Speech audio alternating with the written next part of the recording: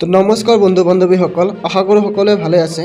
তো আহক আজি আমি চাওঁ 10 জানুৱাৰী 2025 চনৰ অসম কেবিনেটত কিছুমান গুৰুত্বপূৰ্ণ সিদ্ধান্ত লোৱা হৈছিল। তাৰে এটি বিশেষ সিদ্ধান্ত হ'ল যে দুগ্ধ উৎপাদকৰ বাবে বিশেষ সুবিধা। হয় বন্ধু বান্ধৱীসকল, আপোনালোকে ইয়াত চাই আছে দুগ্ধ উৎপাদকৰ বাবে বিশেষ সুবিধা।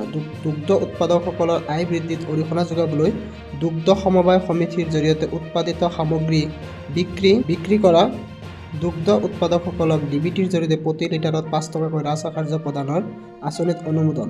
হয় বন্ধু বান্ধৱীসকল, এতিয়াৰ পৰা যিসকল কৃষকে দুগ্ধ সমবায় সমিতিৰ জৰিয়তে উৎপাদিত গাখীৰসমূহ বিক্ৰী কৰে তেওঁলোকক অতিৰিক্ত 5 টকা ডিবিটিৰ জৰিয়তে অৰ্থাৎ ডাইৰেক্ট বেংক ট্ৰান্সফাৰৰ জৰিয়তে তেওঁলোকক 5 টকা ছাবচিডি প্ৰদান কৰা হ'ব।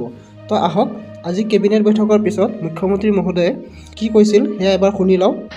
কেবিনেটে গাখীৰ উৎপাদনৰ লগত জড়িত যিসমূহ কৃষক আছে আৰু যিসকল কৃষকে সমবায় সমিতিৰ জৰিয়তে গাখীৰ বিক্ৰী কৰে, যেনেকুৱা সীতাজখলা হ'ল, আমুল হ'ল, পূৰবী হ'ল, তেওঁলোকৰ জৰিয়তে যোনে গাখীৰ বিক্ৰী কৰে তেওঁলোকক প্ৰতি লিটাৰত 5 টকাকৈ ৰাজসাহায্য দিবলৈ সিদ্ধান্ত গ্ৰহণ কৰে।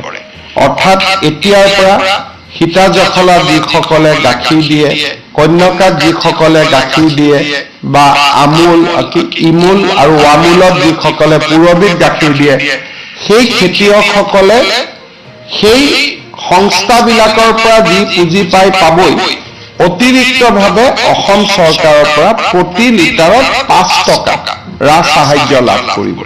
তাৰ যিটো পৰ্টেল আছে সেই পৰ্টেলটো আমি 1 ফেব্ৰুৱাৰী তাৰিখে আনুষ্ঠানিকভাৱে মুকলি কৰিম আৰু তাৰ পিছৰ পৰাই তেওঁলোকে 5 টকাকৈ প্ৰতি লিটাৰত অতিৰিক্ত কৰি চৰকাৰৰ পৰা ৰাজসাহায্য পাব।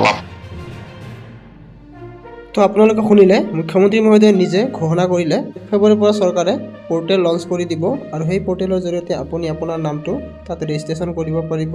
গোটেই তথ্য পাতিখিনি আপুনি তাত দিব আৰু তাৰ পিছৰ পৰা আপুনি যদিহে সমবায় সমিতিৰ জৰিয়তে আপোনাৰ গাখীৰ বিক্ৰী কৰি আছিলে তেতিয়াহ'লে আপুনি অতিৰিক্ত আৰু 5 টকা কি কৰিব ৰাজসাহায্য পাব ডিবিটিৰ জৰিয়তে, অৰ্থাৎ ডাইৰেক্ট বেংক ট্ৰান্সফাৰৰ জৰিয়তে আপুনি এই টকাখিনি লাভ কৰিব।